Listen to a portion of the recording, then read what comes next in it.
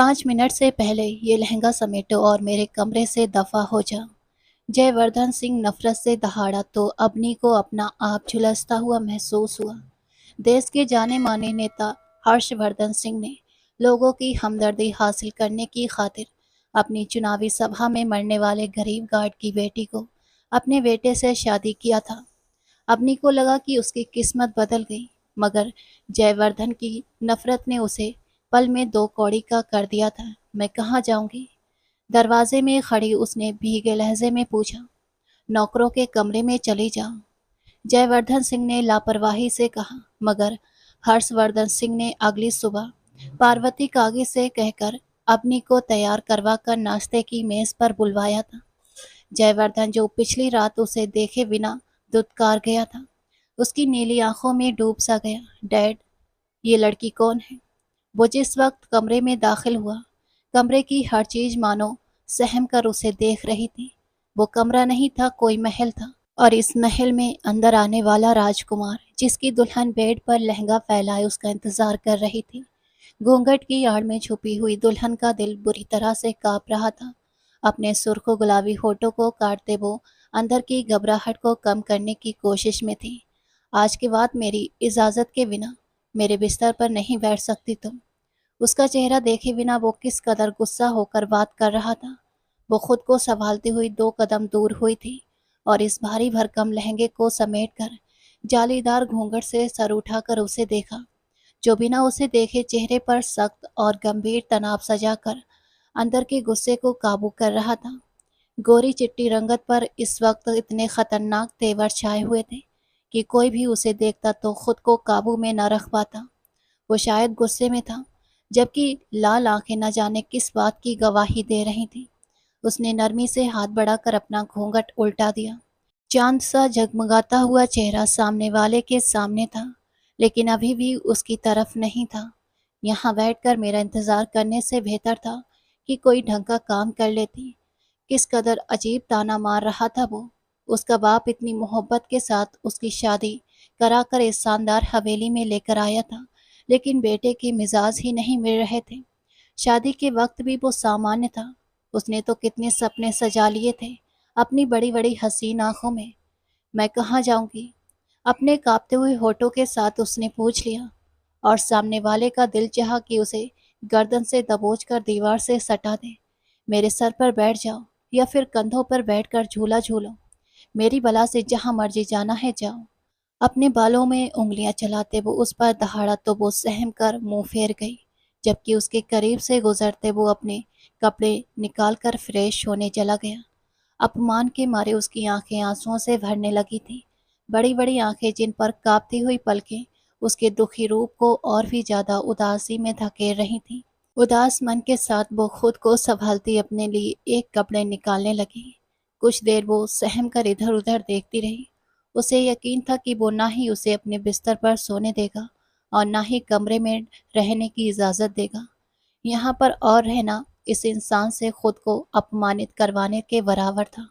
वो फ्रेश होकर ढीले ढीले टी शर्ट और पैंट में बाहर निकला तो वो खुद को भारी गहनों से आज़ाद करवा रही थी। कुछ देर वो उसकी पीठ को देखता रहा और फिर लाइट ऑफ करते हुए बिस्तर पर आ लेटा। इस कमरे में रुकने की ज़रूरत नहीं है तुम्हें, जहाँ दिल चाहे जा सकती हो, और जाते हुए दरवाज़ा बंद करके जाना। ये क्या था? वो उसे अपने कमरे से निकाल रहा था। जिंदगी ने उसे किस दोराहे पर लाकर खड़ा कर दिया था। एक शख्स जिसके साथ जुड़कर वो जिंदगी गुजारने वाली थी, वो उसे इतना भी हकदार नहीं समझता कि वो उसके कमरे में रुक जाए। दोबारा सवाल करना उसे अच्छा नहीं लगा। अंदाज के मुताबिक वो दरवाजे की तरफ बढ़ी और चुपचाप दरवाज़ा खोलकर बाहर निकल आई। उसका पूरा वजूद काँप रहा था।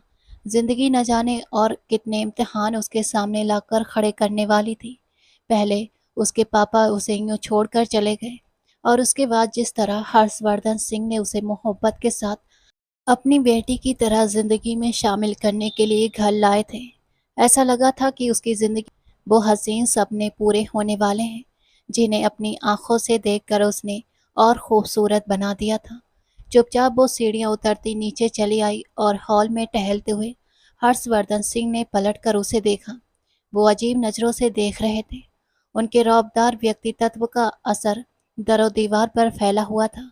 कंधों पर शॉल रखे वो बिल्कुल खामोशी से उसका जायजा ले रहे थे, जबकि शर्मिंदगी के मारे वो घबरा के रह गई थी। जयवर्धन के कमरे से निकलने के बाद तुम्हें अंदाजा हो चुका होगा कि तुम्हारी हैसियत क्या है। आज वो किसी और लहजे में बात कर रहे थे। कल तक वो उसे अपनी बेटी कहते नहीं थकते थे, और इस वक्त वो ऐसे बात कर रहे थे जैसे वो इस हवेली की नौकरानी हो। वो अविश्वास से उन्हें देखती रही। उसे तो लगा कि वो वापस अपने बेटे के पास छोड़ कर आएंगे और उसे समझाएंगे कि वो आज के बाद ऐसा रवैया न बनाए। लेकिन ये सब क्या था? झूठी दुनिया के कलाकारों की अदाकारियां। अंकल जी, मेरी शादी हुई है आपके बेटे के साथ, फिर ये हैसियत। उसने कह दिया जो भी उसके दिल में आया था। वो घबराई तो थी, लेकिन इस घबराहट का कोई फायदा नहीं था, और वो तंज भरी मुस्कुराहट के साथ चमकती हुई आंखें उस पर गड़ाए थोड़ा उसके करीब आए। भूल जाओ और खुद को इस हवेली की एक नौकरानी या फिर इस हवेली में पड़ा हुआ कोई बेकार सामान समझो। तुम्हें खाना मिल जाएगा, पूरी जिंदगी की मुफ्त की सुविधाएं, शायद और भी कुछ, लेकिन जयवर्धन नहीं मिलेगा। उसके नाम पर बैठी रहोगी, लेकिन उसका साथ मिलना मुश्किल है तुम्हारे लिए। वो जहर उगल रहे थे। उन्हें देखने के बाद उसे अंदाजा हुआ कि अंदर मौजूद शख्स हकीकत में इनकी औलाद है। उसे ऐसा ही होना चाहिए था, मगर और शायद हद से ज्यादा बेवकूफ, क्योंकि ये बात उसके खून में शामिल थी। उसके चेहरे पर छाई हुई गंभीरता बिल्कुल सच्ची थी। वो कोई नाटक नहीं कर रहे थे। न जाने क्यों उसकी आंखें आंसुओं से भरने लगी थीं। उस शख्स के सामने जो आंसू गले में उतार लिए थे, वही आंसू एक बार फिर उसकी पलकों पर चमकने लगे थे, और उसका चेहरा देखने के बाद उंगली उठाकर उसे याद दिलाते हुए वो पलटकर अपने कमरे में चले गए।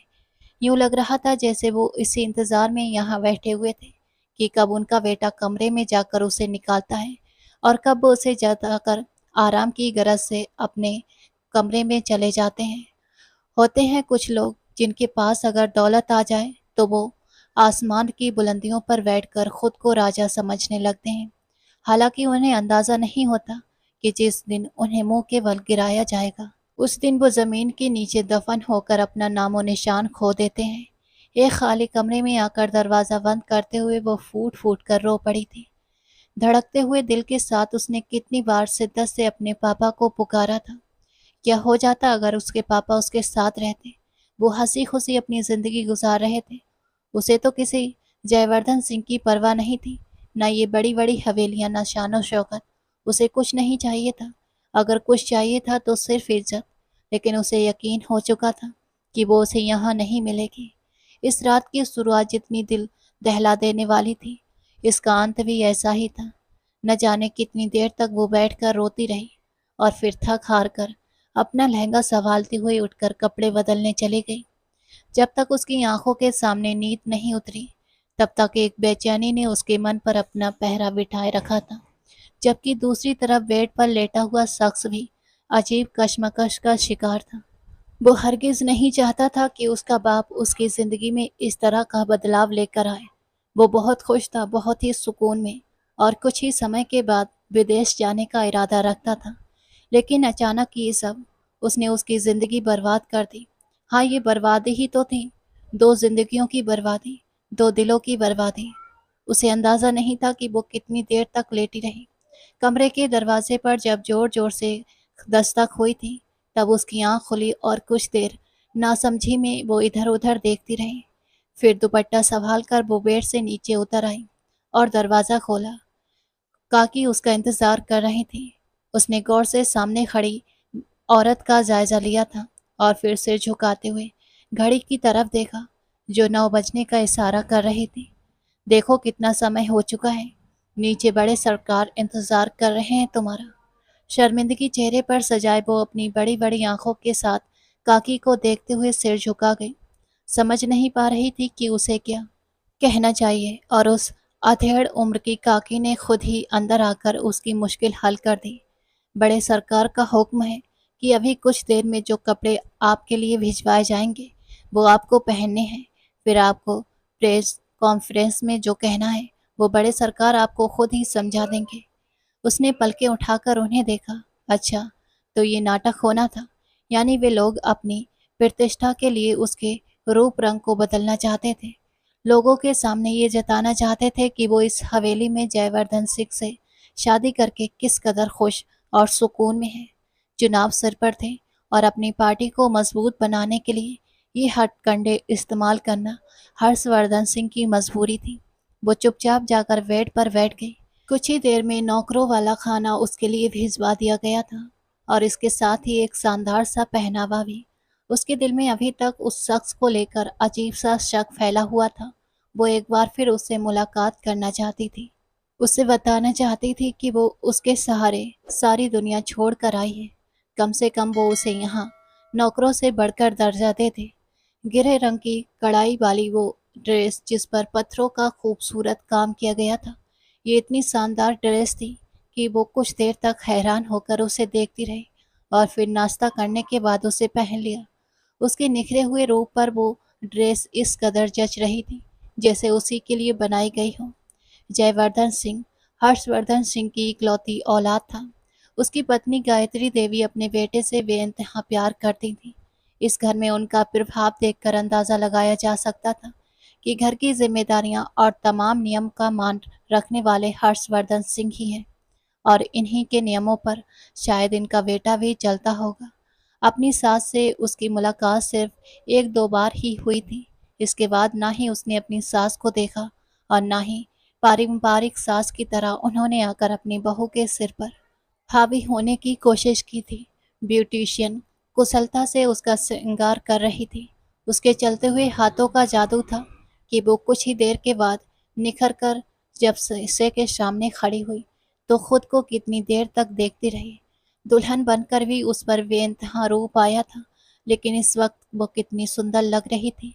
अगर उसके पापा होते तो उसे देखते रह जाते। नम आंखों के साथ मुस्कुराते हुए उसने गोल चक्कर लगाकर इस ड्रेस को महसूस फिर खिलखिलाकर हंस पड़ी। कुछ लोग इतने मासूम पैदा होते हैं कि इस गंभीर स्थिति में भी अपने लिए कोई ना कोई खुशी का रास्ता निकाल लेते हैं और उनकी गिनती भी इन्हीं लोगों में होती थी। हर्षवर्धन सिंह की इजाज़त हुई तो वो कमरे से बाहर आई। अजीब सी झिझक उसके मन पर छाई हुई थी। घबराते हुए अपनी अदा के मुताबिक होठों को दबाकर इधर उधर देखती हुई वो काकी के साथ नीचे चली आई। जयवर्धन सिंह उसे अपने सामने बैठाकर कुछ जरूरी बातें समझाने लगे। उनके साथ सोफे पर उनकी पत्नी भी मौजूद थी। बहुत खामोशी से साथ वो इस लड़की के हाव भाव का जायजा ले रही थी जो एकटक हर्षवर्धन जी को देखते हुए उसकी बातें समझने की कोशिश कर रही थी। अगर तुम्हारे सामने आकर कोई तुमसे सवाल करने की कोशिश करता है तो तुम्हें बहुत ही इत्मीनान से जवाब देना है। मेरी बात समझ आ रही है ना? उनके गंभीर अंदाज पर झिझकते हुए उसने हाँ में गर्दन हिलाई। वो इस वक्त इतनी सहमी हुई चिड़िया की तरह लग रही थी जिसे किसी पिंजरे में बंद कर दिया जाए और उसके बाद जबरदस्ती अपने पंखों का रंग दिखाकर लोगों को लुभाने के लिए कहा जाए। किसी को तुम्हारे हाव भाव से कुछ बुरा नहीं लगना चाहिए, वरना तुम नहीं जानती कि मैं तुम्हारे साथ क्या करूंगा। वे धमकियां दे रहे थे। लोगों के सामने वे कितनी मोहब्बत से बात करते हैं और इस वक्त उनका रवैया अजीब था। उसने सिर उठाकर उनकी आंखों में देखा। वो एक आत्मविश्वासी लड़की थी, लेकिन इन लोगों के चंगुल में फंसकर अपना सारा आत्मविश्वास खो चुकी थी। इससे पहले कि वो कुछ कहती, वो सीढ़ियों से उतरता हुआ नीचे आया। चमकते हुए बाल माथे पर बिखरे हुए थे। साधारण से कपड़ों में वो अजीब ढंग का लग रहा था और वो गर्दन मोड़कर उसे देखती रह गई। न जाने कितनी देर तक, जब तक कि वो नमस्ते करता हुआ नीचे ना आया। शायद वो भी अभी सोकर उठा था और नाश्ते के इरादे से आ रहा था, लेकिन वहां बैठी हुई इस लड़की को देखकर ठिठक कर रुक गया और फिर सवालिया नजरों से अपने माँ बाप को देखता हुआ अपनी आदत के मुताबिक अपने हाथ पीठ के पीछे बांध गया। आओ, कम से कम आज तो जल्दी उठ जाते। हमेशा की तरह उन्होंने उसे टोका और वो आंख दबाकर बात को हवा में उड़ा गया। गायत्री देवी बड़ी मोहब्बत से अपने खूबसूरत बेटे को देख रही थी, जबकि उस खूबसूरत बेटे की नजरें तो किसी और के चेहरे का चक्कर लगा रही थी। वो कौन थी? गोल मटोल भरा हुआ चेहरा, बड़ी बड़ी आंखें जिनकी हल्की नीली रंगत किसी को भी सम्मोहित कर सकती थी, गुलाबी होठ और होठों के नीचे चमकता हुआ तिल। हल्के ग्लोइंग मेकअप के साथ वो यूं चमक रही थी जैसे सितारों के बीच चमकता हुआ चांद अपनी पूरी चमक के साथ अपनी छाप छोड़े हुए हो। डैड, ये लड़की कौन है? वो जो उसकी तेज नजरों पर अजीब सी बेचैनी का शिकार थी, दुख से उसे देखती रह गई। यानी वो एक रात में ही भूल चुका था कि वो किसी लड़की को अपनी जिंदगी में शामिल कर चुका है। जबकि हर्षवर्धन सिंह जोर से ठहाका लगाते हुए उसे और नीचा दिखा रहे थे। ये है अवनीश, तुम्हारी पत्नी। जवाब गायत्री देवी की तरफ से आया था। उसने गर्दन मोड़कर अपनी माँ की तरफ देखा और फिर हैरान होकर उस लड़की को देखा जो अब पलकों को झुकाए अपनी उंगलियों को मरोड़ रही थी। इन लोगों के बीच वो इतनी असहज थी कि दिल चाह रहा था कि इस बड़े से कैद खाने से भाग जाए। पापा के अलावा इस दुनिया में उसका कोई नहीं था, और अगर कोई था तो वो भी अजनबी बन गया था। पत्नी, दबी आवाज में उसने पुकारा और फिर बहुत देर तक उसका चेहरा देखता रहा। सो प्रेटी, मुझे अंदाजा नहीं था कि आपने इतनी खूबसूरत लड़की ढूंढी है मेरे लिए। खूबसूरत और सुंदर चेहरे हमेशा से उसे अपनी ओर खींचते थे। हमेशा से लाड़ प्यार ने उसे इतना बिगाड़ दिया था कि रात भर दोस्तों के संग घूमना, लड़कियों से दोस्ती और क्लबों में अपनी रातों को रंगीन करना उसका शौक बन गया था। लेकिन आज तक वो किसी लड़की के इतने करीब नहीं गया था। इतना करीब तो बिल्कुल भी नहीं कि अपनी हदें पार करे। न जाने कितनी लड़कियों ने उसकी हैसियत और पारंपरिक बैकग्राउंड को देखते हुए उसके करीब आने की मिन्नतें की थी, लेकिन वो हमेशा खुद को उनसे दूर कर लेता। न जाने क्यों उसे ये सब अच्छा नहीं लगता था, लेकिन इस वक्त सामने बैठी हुई लड़की उसे मजबूर कर रही थी कि उसकी नज़रें बार बार भटक कर उसके चेहरे पर जा रही थी। और उसकी नज़रों के इस तरह भटकने को महसूस करते हुए हर्षवर्धन सिंह ने नौकरों को इशारा किया कि वो फौरन इस लड़की को लेकर कमरे में चली जाएं। कुछ था जो बहुत ही अजीब, इतना अजीब कि जो ऊपरी तौर पर तो समझ नहीं आ रहा था, लेकिन अंदर ही अंदर खिचड़ी की तरह पक रहा था। उस दिन प्रेस कॉन्फ्रेंस में क्या हुआ, लोगों ने क्या सवाल किए, वो नहीं जानती थी। यहाँ तक कि उसे तो कमरे से बाहर भी नहीं आने दिया गया था। वो सारा दिन कमरे में रही, अपना रूप रंग ठीक करके वो जब तक चाहे अगले हुक्म का इंतजार करती रही। लेकिन न किसी का हुक्म आना था और न कोई आया था। बस एक खामोशी, जैसे उसे इस हवेली में लाकर किसी बेकार चीज की तरह कोने में फेंक दिया गया हो। इस वक्त वो सोने के लिए लेट रही थी जब कमरे के दरवाजे पर दस्तक हुई और काकी ने आकर उसे बताया कि उसे छोटे सरकार अपने कमरे में बुला रहे हैं। वो हैरान सी फौरन उठी। काकी जो कुछ कह रही थी वो सच नहीं हो सकता था। वो शख्स जो कल उसे बिना देखे अपने कमरे से निकाल चुका था, इस वक्त उसे अपने कमरे में बुला रहा था। लेकिन क्यों? हजारों सवालों ने उसे चारों तरफ से घेरना शुरू कर दिया था। क्यों? वो मुझे क्यों बुला रहे हैं? दुपट्टे के घेरे में छुपे हुए चेहरे के साथ उसने काकी से पूछ लिया, और काकी धीरे धीरे मुस्कुराई। रात को पति पत्नियों को क्यों बुलाते हैं? आंख का कोना दबाते हुए वे शरारती हुई थी, और उनकी बात का मतलब समझते हुए वो गुलाबी पड़े हुए चेहरे के साथ नजरें झुका गई। इस वक्त वो जितनी उलझन में थी, ऐसा लग रहा था कि वो अभी गिरकर बेहोश हो जाएगी या फिर उस शख्स के करीब आने से पहले अपनी जान दे देगी। तभी पार्वती काकी ने आगे बढ़कर नरमी से उसके कंधे पर हाथ रखा। डरो मत, छोटे सरकार बहुत अच्छे हैं। हो सकता है उन्हें तुम्हारी ज़रूरत हो। इस तरह उनके दिल में जगह बना सकती हो तुम। जाओ, वरना यहीं पड़े पड़े पागल हो जाओगी। शायद उन्हें उस पर तरस आ गया था। तरस खाते हुए वे उसकी मदद कर रही थी, और वो चुपचाप अपने दुपट्टे को और माथे तक खींचते हुए कमरे से बाहर निकल आई। दिल की धड़कनों ने उथल पुथल मचा रखी थी। वो जयवर्धन के कमरे में दाखिल हुई। कमरा खाली था, बिल्कुल वैसा ही जैसा वो कल छोड़कर गई थी, जबकि बालकनी से आने वाली आहट बता रही थी कि वो शख्स वहां मौजूद है। वो चुपचाप सोफे पर बैठ गई। आधा घंटा उसने इंतजार किया, आधे घंटे से एक घंटा, और फिर उसने फिर सोफे पर टिकते हुए आंखें बंद कर लीं। अभी वो गहरी नींद में नहीं उतरी थी कि उसे अपने करीब किसी की मौजूदगी का एहसास हुआ, और झट से आंखें खोलकर अपनी गर्दन मोड़कर देखा और फिर घबरा कर उठ बैठी। वो उसके बेहद करीब खड़ा था, बड़ी ही शिद्दत भरी निगाहों से उसके चेहरे को देखकर न जाने क्या तलाश करने की कोशिश कर रहा था। होठों को एक दूसरे में भींचे वो सवालिया नजरों से उसे देख रही थी। जी, जी छोटे सरकार, आपने बुलाया? वो बोली तो आवाज बड़ी मुश्किल से गले से निकली। हाँ बुलाया है, तभी तो आप मेरे सामने मौजूद हैं। वो इस वक्त काले रंग के कुर्ते पैजामे में था। कितना खूबसूरत लग रहा था। अगर उसके दोस्तों में से कोई देख लेता तो उसकी किस्मत पर रश्क करता, जबकि सामने वाले को उसका रूप ठहर जाने पर मजबूर कर रहा था। बहुत ही खूबसूरत हो तुम। नाम क्या है तुम्हारा? उसकी ठोड़ी को अपनी दो उंगलियों से छूते हुए उसने पूछा। अवनी। धीमी आवाज बारिश की ठंडी फुहार की तरह थी। उसके चेहरे पर गिरी हुई लटों को अपनी उंगलियों से लपेटकर वो उसकी कांपती हुई पलकों को देख रहा था। उसका भरा हुआ चेहरा इतना खूबसूरत था कि सामने वाले का दिल चाह रहा था कि वो नरमी से उसके गालों को सहलाकर महसूस करे, और फिर अपनी चाहत को पूरा करते हुए उसने अपनी दो उंगलियों में उसके फूले हुए गालों को जरा सा सहलाया और वो सिसक कर उसे देखती रही। वो बहुत ही खूबसूरती से मुस्कुराया था। वो लड़की किसी जादू की तरह उस पर छाती जा रही थी, और पहली बार वो इस कदर बहका कि नरमी से उसे अपने करीब करते हुए उसकी सांसों पर हावी हो गया। जिंदगी में पहली बार वो इस जानलेवा एहसास से वाकिफ हो रहा था। कितना दिलकश था ये एहसास, और इस एहसास के असर में वो पवित्र सी लड़की जो शिद्दत बनकर उसके वजूद पर उतर रही थी, इसके होश मदहोशी में ढलते चले गए। दो दिल एक तार पर धड़क रहे थे।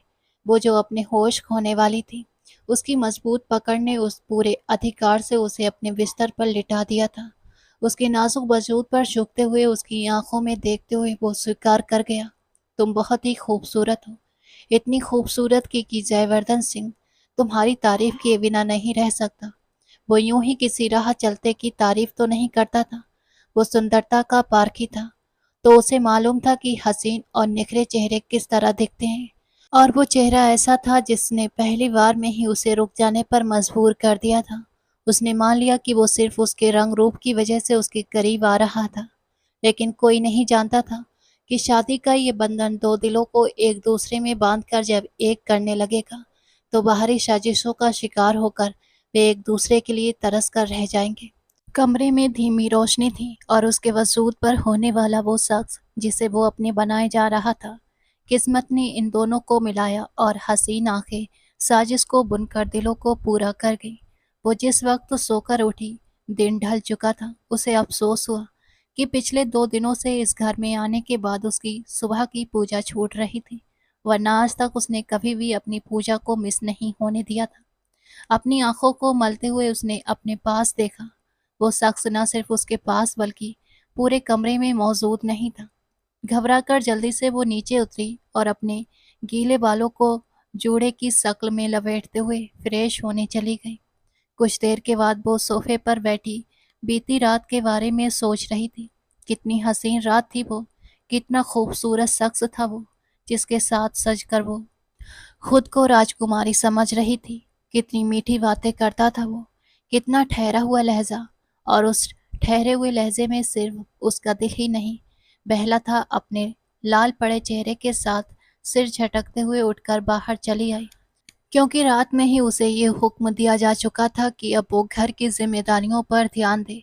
और ये सीख देने वाली काकी थी, जो हर्षवर्धन जी के वफादार नौकरों में से एक थी। वो नीचे भी मौजूद नहीं था। उसमें इतनी हिम्मत नहीं थी कि किसी से पूछ लेती कि न जाने वो शख्स कहाँ गायब हो गया। इतनी हिम्मत नहीं थी, जबकि हर्षवर्धन जी को जरा भी ये बात हजम नहीं हो रही थी कि वो रात भर उनके बेटे के कमरे में मौजूद थी। उन्होंने बातों बातों में उसे एहसास करा दिया कि वो सिर्फ उसके बिस्तर तक ही रह गई, कभी भी उसकी खानदानी बहू का दर्जा हासिल नहीं कर सकती। वो तो इस बात पर हैरान थी कि वो शख्स जो चेहरे पर मासूमियत सजाकर कल उसके बाप का रोना रोते हुए उसे यकीन दिला रहे थे कि वो उसका बाप बनकर दिखाएगा, आज दुश्मनों से भी बदतर सलूक कर रहा था। उन्होंने साफ कह दिया कि उसे खुद से जयवर्धन के कमरे में जाने की इजाज़त नहीं होगी। हाँ, अगर जयवर्धन बुलाएगा तो वो फिर जा सकती है। जबकि दूसरी तरफ उनका बाप अपने बेटे को भी इस बात पर राजी कर रहा था कि वो सिर्फ इसे एक इस्तेमाल की चीज़ समझे। उसका इतना भी दिल बड़ा नहीं था कि वो इस गरीब घर की लड़की को अपने बेटे की पत्नी के रूप में स्वीकार कर लेते। बस चुनाव निकल जाते और इसके बाद वे किसी भी तरह से इस लड़की को जयवर्धन की जिंदगी से दूर करके गायब करवा सकते थे।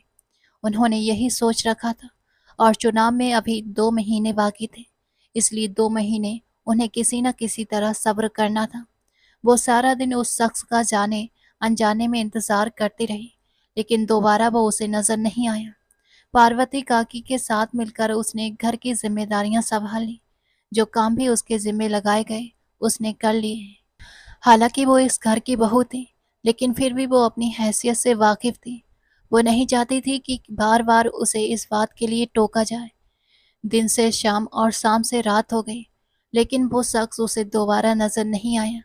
एक बार खुद इन सबके मना करने के बावजूद वो उसके कमरे में चली गई थी। वो जानना चाहती थी कि क्या वो सिर्फ चंद हसीन लम्हों तक ही सीमित है, या फिर वो इससे ज्यादा भी उम्मीद लगा सकती है। इधर से उधर टहलते हुए वो उसका इंतजार करती रही। कमर अकड़ गई, लेकिन उसे इजाजत नहीं थी कि उस बिस्तर पर सोने की। सोफे पर आकर बैठी और सो गई। कब गहरी नींद में चली गई उसे अंदाजा भी नहीं हुआ। जिस वक्त वो शख्स कमरे में दाखिल हुआ था, रात के लगभग 2 बज रहे थे। उसके घर से निकलने के बाद एक बार फिर वो देर तक बाहर रहा। एक जरूरी मीटिंग थी। उसके बाद पार्टी, इसके लिए उसका घर आना ही नहीं हुआ। लेकिन इस वक्त अपने कमरे में मौजूद एक नया एहसास, यानी वो उसका इंतजार कर रही थी। सच में ऐसा लगता था जैसे वो बड़ा हो गया हो। कभी किसी ने उसका इंतजार नहीं किया था। वो घर जिसे जिस वक्त आए जिस वक्त जाए, या बड़े परिवार की तरफ से दी गई आज़ादी थी, और वे लोग उसके मामलों में दखल नहीं देना चाहते थे। हाँ, कभी कभार उसकी माँ पूछ लिया करती, तो भी उसके बाप को बुरा लगता और वे बुरी तरह से डांट देते। एक मर्द वर्गीय औरतों की तरह अपनी जिंदगी अपने पति से डरते हुए गुजार दी। गुलाबी रंग के कपड़ों में उसके दमकते हुए रूप को वो काफी देर तक देखता रहा। उसे बिस्तर पर सो जाना चाहिए था। उसने खुद को तर्क दिया और फिर उसे याद आया कि कल खुद उसने मना किया था कि वो उसकी इजाजत के बिना उसके बिस्तर पर नहीं सोएगी। तो क्या ये बात थी? उसे कुछ पलों के लिए शर्मिंदगी हुई, और फिर शर्मिंदगी को दरकिनार करके वो बेड पर आकर लेट गया। दिल रुक रुक कर उसे पुकारने के लिए कर रहा था, लेकिन वो ऐसा नहीं कर सकता था। करवटें बदलते बदलते कब उसे नींद आई और कब वो सोया पता नहीं। हाँ, मगर नींद में भी उसकी आंखों की पुतलियां पर उतरती हुई लड़की अपनी थी, अपनी जयवर्धन सिंह। सूर्योदय होने के करीब कमरे में होने वाली आहट की वजह से उसकी आंख खुली। अपनी बड़ी बड़ी लाल आंखों से उसने सामने का नजारा देखा, जिसने अचानक ही उसे पूरी आंख खोलने पर मजबूर कर दिया। कमरे के कोने में वो इस भगवान की आराधना और मंत्र जाप कर रही थी। वो अविश्वास से उसे देखता रहा और फिर दोबारा अपनी आंखें पूरी खोलकर उसे देखा। हाँ, ये सपना नहीं था। वो पूजा कर रही थी। उसका जगमगाता हुआ चेहरा इस वक्त इतना शांत था कि वो अचानक अपनी आंखों को खोलकर उसे देखता रहा। भगवान के सामने फैलाए हुए हाथ और हल्के हल्के हिलते हुए होठ के साथ शायद वो प्रार्थना कर रही थी। अपने अंदर की बेचैनी को कम करने की कोशिश कर रही थी। उसकी आंखों से गिरने वाले आंसू किस बात के आंसू थे, सिर्फ वही जानती थी, और उसका भगवान जानता था। वो काफी देर तक उसे देखता रहा। काफी देर तक उसका दिल चाहा कि वो उसे अपने पास बिठाकर बातें करे, उससे कहे कि वो एक बार फिर उसके सामने इस तरह पाठ करे। वो उसे पूजा करते हुए देखना चाहता था। उसे लगा था कि इस हवेली में वो लड़की पहली है जो इस तरह से प्रार्थना कर रही थी। उसकी लाल आंखें बंद होने लगी। एक हसीन सपना उसकी आंखों में उतरा। उसे लगा वो खुद भी उसके पास बराबर में बैठ जाए। पूरा शरीर पसीने से तरबतर हो गया और खुद पर कंबल खींचते हुए उसने खुद को शांत किया। नींद एक बार फिर उस पर हावी हुई और वो इस सुंदर बेला से बेखबर होकर सो गया। कभी कभी जाने अनजाने में भगवान हमारी जिंदगी में बहुत बड़े बड़े बदलाव लाना चाहते हैं। कभी कभी हमें अंदाजा नहीं होता और हम किसी ऐसे रास्ते के राही बन जाते हैं जहां से वापस आना विनाश को बुला देने के बराबर है। और उसके साथ भी कुछ ऐसा ही हुआ था। पूजा करने के बाद वो उस कमरे से निकल गई और जिंदगी में पहली बार उसने उस शख्स का साथ मांगा था अपने लिए। उसकी माँ ने समझाया था कि समाज में तलाकशुदा का दाग माथे पर सजाकर जीने वाली औरतों को ये दुनिया आसानी से स्वीकार नहीं करती। यही सबसे बड़ी और कड़वी सच्चाई है। हर्षवर्धन जी ने लाख पहरे बिठा दिए थे, लेकिन जाने अनजाने में वो उस नाजुक सी लड़की के करीब होने लगा था। वो जो उसकी सारी जिम्मेदारियों को बखूबी कबूल कर चुकी थी, जो अपने हाथों से उसके सारे काम किया करती। उसके साथ शामें कितनी हसीन हो गई थी। अभी उसे जिंदगी में शामिल किए हुए मुश्किल से 3 से 4 दिन हुए थे, और वो धीरे धीरे उसका आदी होने लगा था।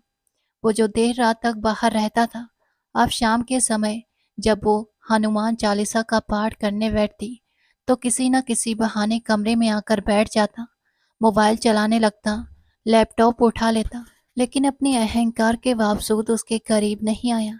न जाने क्यों उसे लगता था कि अगर वो अपनी चाहत के समय उसके करीब आएगा और उसके बाद उसे अपनाएगा नहीं, तो ये उस लड़की का अपमान होगा। वो इतना स्वाभिमानी लड़की को खुद की नज़रों में शर्मिंदा होते नहीं देख सकता था। वो किस कदर खूबसूरत स्वर्ग में पाठ करती थी। पाठ करने के बाद वो कुछ देर तक उसका अर्थ दोहराती और फिर अपना पाठ जारी रखती। वो पहली बार सुन रहा था कि भगवान की बाड़ी में कितना प्यार छुपा हुआ है। साथ ही उसका सिर धीरे धीरे दुख रहा था। अपने बालों में उंगलियां चलाते हुए वो बेचैन सा था।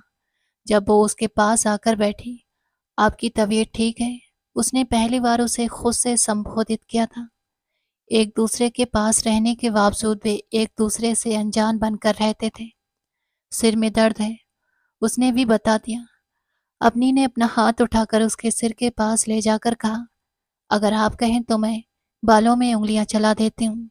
उसकी आवाज़ बहुत ही धीमी और कोमल थी। कितनी शिद्दत से दिल चाह रहा था उसका कि वो उसके बालों में उंगलियां चलाते हुए इस तरह से पाठ करे और 5 मिनट के अंदर अंदर उसका सारा दर्द भाग जाए। उसकी पतली उंगलियां उसके बालों में सहलाने लगी। उसने अपनी आंखें बंद कर ली। एक बार, दो बार उसके लंबे लंबे बाल उसकी उंगलियों से फिसलते जा रहे थे, और तब उसने महामृत्युंजय मंत्र का जाप शुरू किया था। वो थम सा गया। क्या वो उसकी सोच को पढ़ सकती थी? कैसे मालूम हो चुका था कि वो क्या चाहता था? मुलायम सी आवाज उसके कानों से टकराने लगी। अपने शरीर को ढीला छोड़कर वो अजीब सी दीवानगी का शिकार होकर इस धीमी सी आवाज को सुनता जा रहा था। एक सुकून उसकी रग रग में समाता चला गया। उसने मंत्र का जाप किया। न जाने कितनी बार वो कहती चली गई। उसके चेहरे पर अभिमंत्र हवा फूकती गई, और वो शख्स आंखें बंद किए सुकून में उतरता चला गया। शांति ने उसे अपनी आगोश में ले लिया था। यही तो एक पवित्र जीवन संगनी की पहचान होती है। उस दिन उसे यकीन हुआ था कि कुछ लोग सुकून देने वाले स्पर्श की तरह होते हैं। उससे जुड़ जाना चाहिए। हालांकि उसके माँ बाप ने साफ कह दिया था कि इसके लिए कोई ऊंचे कुल की बहू लेकर आएंगे। इस लड़की से ज्यादा करीब जाने की कोशिश न करें। लेकिन उस रात पहली बार उसने उसे खींचकर अपने करीब किया और उसके माथे से माथा टिकाकर उसकी आंखों में देखा। क्या तुम मुझे बताओगी कि तुमने ये जादू करना कहाँ से सीखा है? वो कबूल कर रहा था और वो अपनी नीली आंखों से उसे देखती रही। जादू? मुझे तो नहीं पता। वो बेहद ही मासूम थी। तुम्हारी आंखें सम्मोहक हैं। तुम जादू करती हो। तुम मंत्र पढ़कर वश में करना जानती हो। क्या तुम्हें अंदाजा है? वो बेहद करीब था।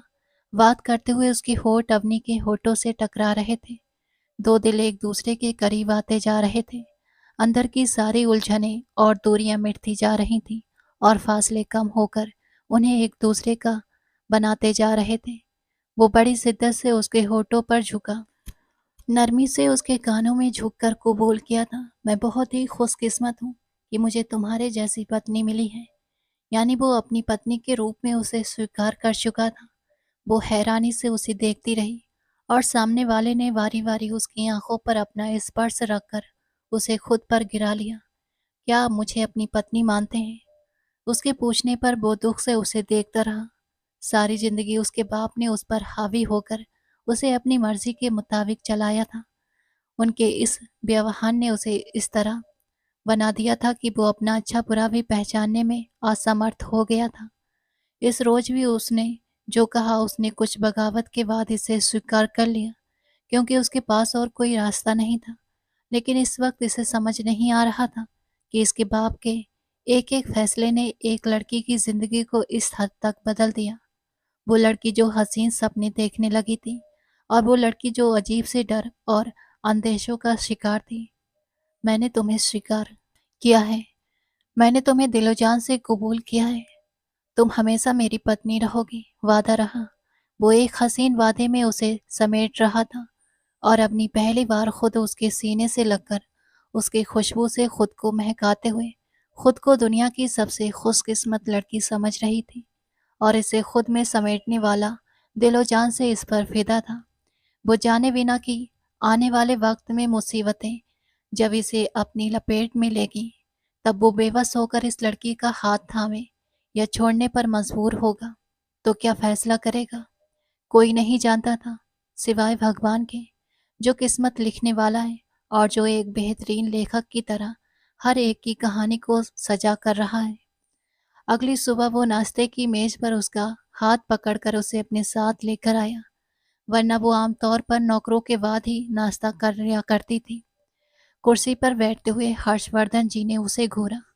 तुम नाश्ता कर लो, ये बाद में कर लेगी, उन्होंने बिल्कुल सख्त लहजे में कहा था। लेकिन उसे अपने पास बैठाते हुए वो अपने बाप को देखे बिना ही जवाब दे गया, नहीं, ये फैमिली मेंबर है तो हमारे साथ ही नाश्ता करेगी। वो पहली बार उसकी साइड ले रहा था। आज तक तो वो इस बात पर सुकून में थे कि उनका बेटा इसे अपनी पत्नी स्वीकार नहीं करेगा, लेकिन इस वक्त अजीब नज़रों से इन दोनों को देख रहे थे। तुम्हारा दिमाग खराब हो गया है क्या? तुम जानते भी हो इसकी हैसियत क्या है? वे बुरी तरह से भड़क गए थे। इसकी हैसियत ये है कि आपके बेटे की पत्नी है। इससे बढ़कर और क्या चाहिए आपको? वो भी उन्हीं का खून था, उन्हीं की टक्कर का। जबकि वो तो इतनी डरी हुई थी कि मजाल है कि उसके गले से एक निवाला भी नीचे उतर आए।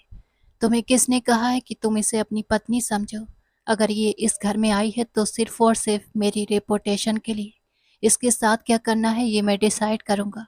और बाप के सामने उठते हुए उसने पहली बार इतनी जोर से मेज पर हाथ मारा कि अवनी की चीख निकलते निकलते बची।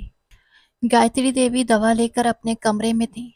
ये मेरी पत्नी है डैड, आपकी पत्नी नहीं, जो आप डिसाइड करेंगे कि इसके साथ क्या करना चाहिए। मैं इसका पति हूँ और डिसाइड कर चुका हूँ कि ये वहीं रहेगी जहाँ मैं रहूँगा। वो जिद पर उतर आया था और वे अच्छी तरह से जानते थे कि जिस दिन वो जिद पर उतर आए उस दिन उसे अपनी बात से पीछे हटाना बहुत बड़े कलेजे का काम है। वक्ती तौर पर तो उन्होंने खामोशी इख्तियार कर ली, लेकिन जयवर्धन के घर से जाते ही उन्होंने अवनी को अपने कमरे में बुला लिया। तुम अपनी औकात भूल चुकी हो, मुझे ऐसा लगता है। वो इसके सामने सिर झुकाकर खड़ी थी। सिर उठाकर एक नज़र उन्हें देखा और फिर देखती रह गई। अपनी नज़रों को हमेशा नीचा रखा करो, उतनी नीचे जितनी तुम्हारी औकात है। वे जहर उगल रहे थे जो आज तक उन्होंने सीखा था। आपको मेरे पति सुबह बता चुके हैं कि मेरी औकात क्या है। आपके बेटे की बीवी हूँ, इसलिए बार बार मुझे मेरी औकात याद मत दिला दीजिए। वो पहली बार हर्षवर्धन जी के सामने जुबान खोल रही थी। वो आत्मविश्वास जो वो अपने पापा के घर छोड़कर आई थी, एक बार फिर उस शख्स ने इसके हवाले कर दिया था। जहां इसका दिल लगातार धड़क रहा था, लेकिन वो हर्षवर्धन जी की आंखों में देखती रही।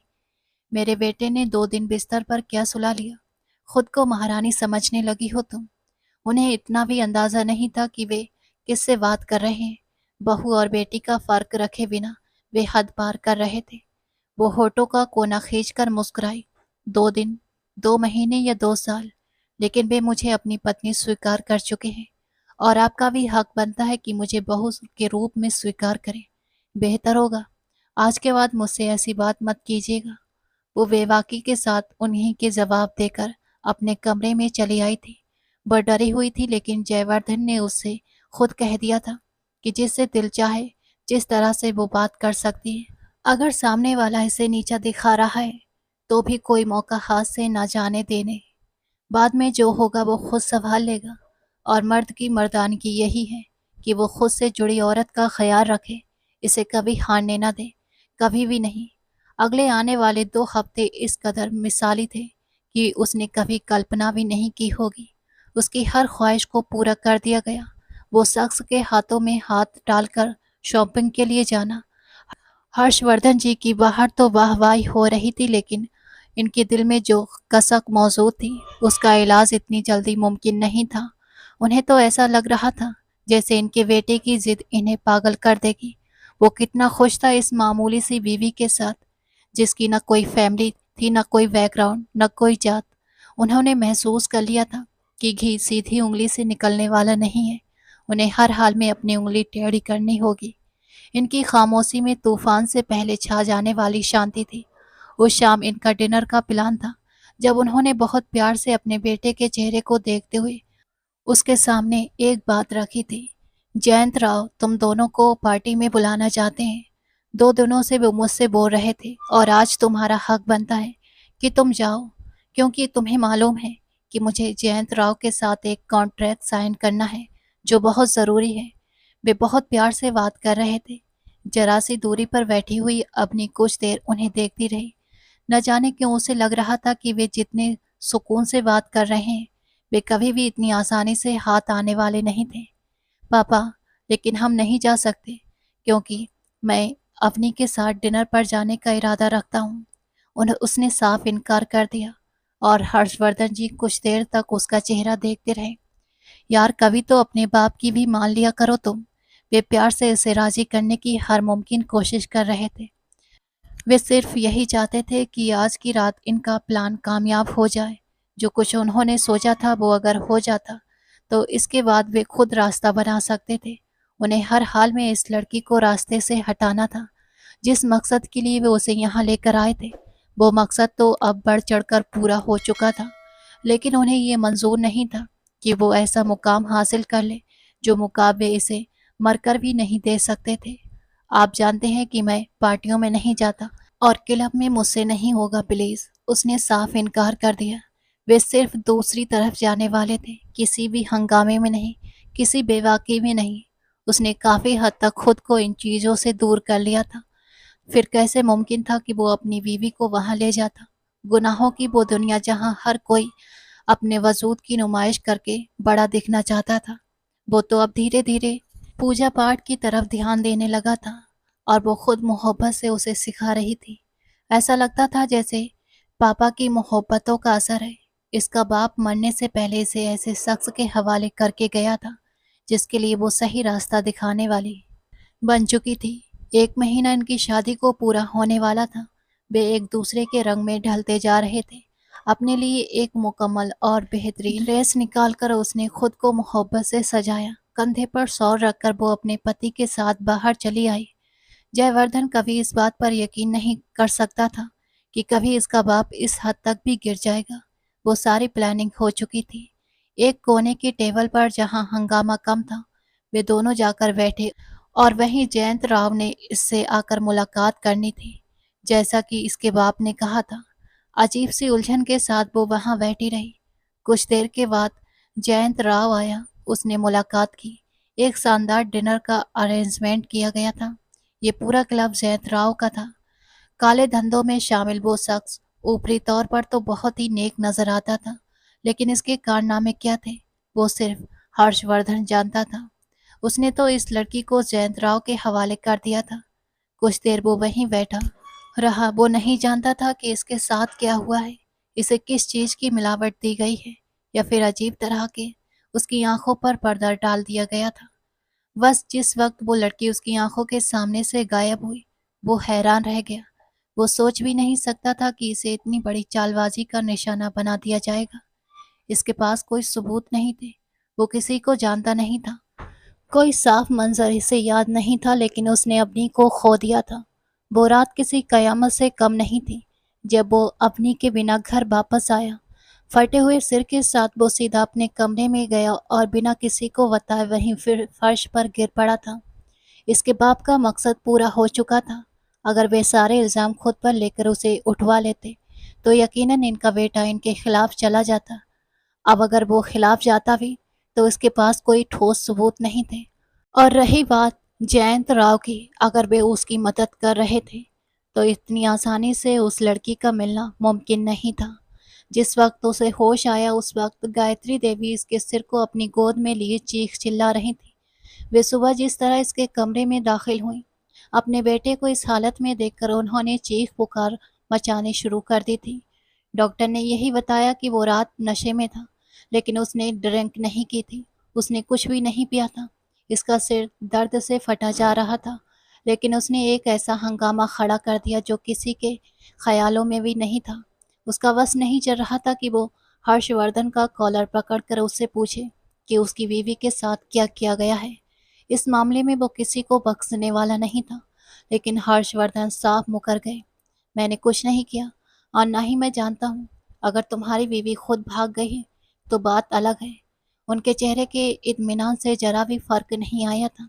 वे जानते थे कि अगर वो पाताल से भी ढूंढ निकालेगा तो भी अब उसे दोबारा अपनी नहीं मिल पाएगी। उसकी जिंदगी से वो खो चुकी थी। बस ये कुछ हफ्ते जो उस लड़की के साथ गुजरे थे, वो इन्हें याद करके जी सकता था। वो दोबारा वहां गया, जान पहचान के हर बंदे से मुलाकात की, हर जगह तलाश किया, लेकिन उसे अवनी कहीं नहीं मिली। 2 दिन वो पागलों की तरह इधर उधर दौड़ता रहा। उसका बाप उसकी हालत देख रहा था। जयवर्धन को लगा कि उसने सब कुछ खो दिया है। वो टिमटिमाता हुआ उम्मीद का चिराग, जिसे पाकर ऐसा लगा था कि वो सही रास्ते पर आ जाएगा, प्यार करने के काबिल हो जाएगा। एक लड़की जो माँ की तरह उसके सारे नाज नखरे उठाकर उसे प्यार से संवारना सीख चुकी थी, वो लड़की उसके हाथों से गायब हो गई। वो उसकी हिफाजत नहीं कर पाया। पिछले 2 दिनों से वो एक छोटे से अंधेरे कमरे में बंद थी। बाहर से वक्त बेवक्त खाना उसे लाकर दे दिया जाता, लेकिन ना ही कोई उसकी चीख पुकार सुनने वाला था और ना ही कोई बाहर के समय के बारे में बताने वाला था। न कोई सवाल, न किसी सवाल का जवाब। बस एक कोने में दुबक कर वो तब तक रोती रही जब तक उसमें हिम्मत थी। कितनी शिद्दत से धड़कते हुए दिल के साथ उसने अपने पति को पुकारा था, अपने भगवान को पुकारा था। लेकिन ये कैसी मुसीबत थी जो उसे अपनी चपेट में लेकर ख़त्म कर देना चाहती थी। उसे डर था, बहुत ज़्यादा डर। जान जाने का नहीं, बल्कि अपनी इज्जत चले जाने का डर। उसने रो रो कर बहुत मिन्नत की, लेकिन ना ही उसकी कोई बात सुनने वाला था और ना ही उस तक पहुंचने वाला। उसे क्यों लगता था जैसे उसे इस कोने में रखकर मानसिक मरीज बनाकर मार देंगे। आखिर उसकी बात का जवाब क्यों नहीं देते? क्या वो कोई मौजूद नहीं था वहां? सैकड़ों डर और सैकड़ों आशंकाएं उसकी आत्मा में समा रहे थे, जिन्हें सिर झटक कर वो दोहरा देती। बेशक भगवान सब्र करने वालों के साथ है, लेकिन मुसीबत इतनी बड़ी थी कि सब्र और हिम्मत के बावजूद दिल को चैन नहीं आ रहा था। उस दिन वो अपने बाप के पैरों में बैठ गया था। भगवान के लिए मुझे बता दीजिए कि वो कहाँ है। और वे चमकती हुई आंखों से उसे देखते रहे। मैंने तुमसे कहा था कि अगर इसे सिर पर बिठाओगे तो खो दोगे। वो तुम्हारे पैरों की धूल है। उनका लहजा आज भी वैसा ही कड़क था, किसी पत्थर दिल की तरह। पापा, आप नहीं जानते कि मैं आपके साथ क्या करूंगा। मैं वो कर गुजरूंगा जो आपने कभी सोचा भी नहीं होगा। वो इस वक्त भी धमकी देने से बाज नहीं आया। जो तुम्हारा दिल चाहे करो, लेकिन फिर इस लड़की की लाश तुम्हें मिलेगी। वो जिंदा सलामत नहीं मिलेगी। वो तड़प कर उनके पैरों से लिपट गया। भगवान के लिए, मैं उससे प्यार करता हूँ। मैं उसे इस तरह नहीं खो सकता। और वे हैरान रह गए। उनका बेटा इस तरह उनके हाथ से निकल जाएगा उन्होंने कभी सोचा नहीं था। उन्हें तो लगता था कि वो बहुत ही बेपरवाह और आवारा किस्म का है, जो इस लड़की को आंख उठाकर भी नहीं देखेगा। ये कैसा खेल था जिसमें सारी हार उनके नसीब में आ रही थी। गायत्री देवी का रो रो कर बुरा हाल था। उनका जवान बेटा था, वे कैसे बर्दाश्त कर लेती कि उनका बेटा अंदर से पूरी तरह से टूट जाए। उस शाम वो पहली बार पूजा के जगह पर मंदिर में बैठ गया। बिना कोई प्रार्थना किए, बिना कुछ मांगे, वो सीधा झुककर तड़प तड़प कर रो पड़ा था। हे भगवान, अगर मैंने उसे खो दिया, मैंने अपने हाथों से उसे गवा दिया। उसका बस नहीं चल रहा था, वो अपने हाथों को कोस रहा था कि वो किस कदर नाकाम साबित हुआ है। हे भगवान, मेरी मदद करें कि मैं उसे दोबारा से पा सकूं। मेरा अनमोल खजाना खो गया है। वो एक स्वाभिमानी इंसान, जिसने कभी नहीं सोचा था कि वो एक नॉर्मल लड़की से शादी करके उससे प्यार करने लगेगा, आज उसके प्यार में तड़प कर रो रहा था।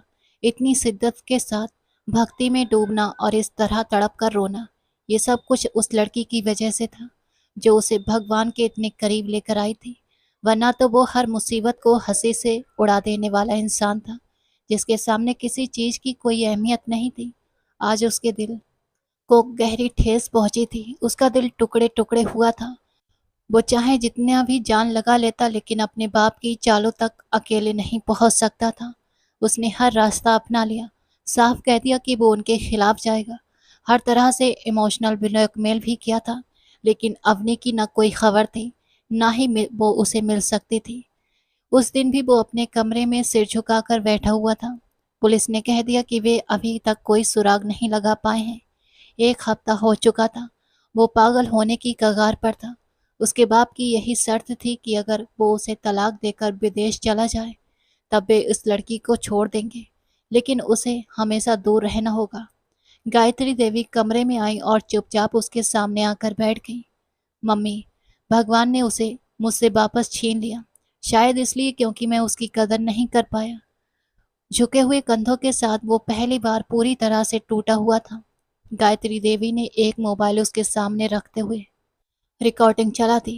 एक नज़र उन्हें देखने के बाद उसने हैरानी से मोबाइल उठा लिया। हर्षवर्धन जी किसी से बात कर रहे थे।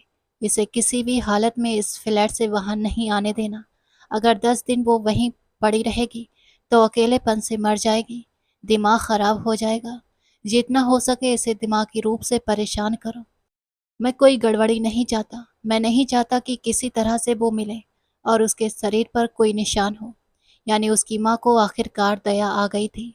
उसकी माँ को समझ आ चुका था कि अगर अपने बेटे को बचाना है तो उन्हें हर हाल में अपनी बहू को सही सलामत वापस लाना होगा।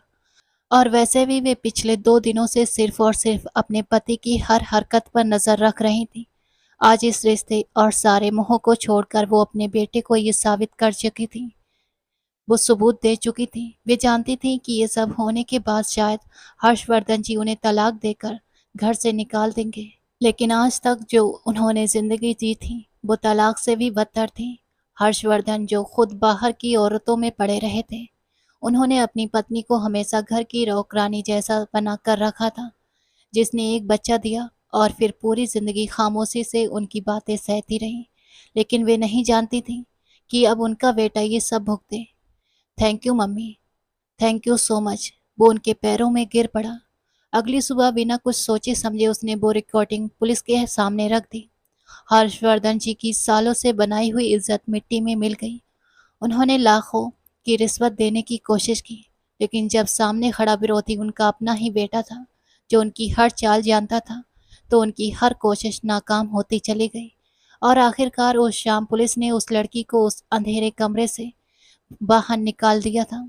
वो बेकरार होकर अपने पति की तरफ दौड़ी और जयवर्धन ने आगे बढ़कर उसे अपने सीने से लगा लिया। उसके सीने से लगी वो जैसे पूरी दुनिया से बेखबर हो गई। होशो हवास खोकर उसने खुद को अपने रक्षक के हवाले कर दिया था, किसी की परवाह किए बिना। जयवर्धन धड़कते हुए दिल के साथ उसके चेहरे और माथे को चूमता चला गया। उस दिन वो उसे हॉस्पिटल लेकर आया। 24 घंटे वो इमरजेंसी में रही। उसका ब्लड प्रेशर कंट्रोल होने का नाम नहीं ले रहा था। उसकी हालत देखकर जयवर्धन का दिल बैठा जा रहा था। लगभग 24 घंटे के बाद डॉक्टरों ने उसे वार्ड में शिफ्ट कर दिया। उन्होंने कहा कि इसका सही से इलाज होगा और इसके बाद वो पूरी तरह से ठीक हो जाएगी। डॉक्टर साहब, कोई बड़ी बात तो नहीं है ना? अगर कोई दिक्कत है तो प्लीज़ मुझे बताइए। वो बेचैनी से हाथ मलते हुए पूछ रहा था। ऐसा लगता है जैसे प्रेगनेंसी की हालत में इन्हें बहुत ज़्यादा मेंटल स्टेट दिया गया है, बहुत ज़्यादा। लेकिन वो तो बस एक शब्द पर अटक कर रह गया था, प्रेगनेंसी। उसकी आंखों में हैरानी और खुशी का मिला जुला भाव उतर आया था। जी, वो मां बनने वाली हैं, इसलिए उनकी हालत इतनी बिगड़ी हुई थी। आप प्लीज़ इलाज के साथ साथ इनका बहुत सारा ख्याल रखिए, सब ठीक हो जाएगा। डॉक्टर तसल्ली से उसके कंधे पर थपकी देकर जैसे उसकी जिंदगी की सबसे बड़ी खुशियां दे गए थे। वो घुटनों के बल झुका और वहीं भगवान के आगे माथा टेक दिया। भगवान ने उसे जो खुशी दी थी वो बहुत ही अनमोल थी। मुझे लगा था अब हम कभी नहीं मिल पाएंगे। वो थोड़ी उदासी से मुस्कुराई। उसके माथे पर अपने होठ रखते हुए उसने उसे अपना प्यार दिया था।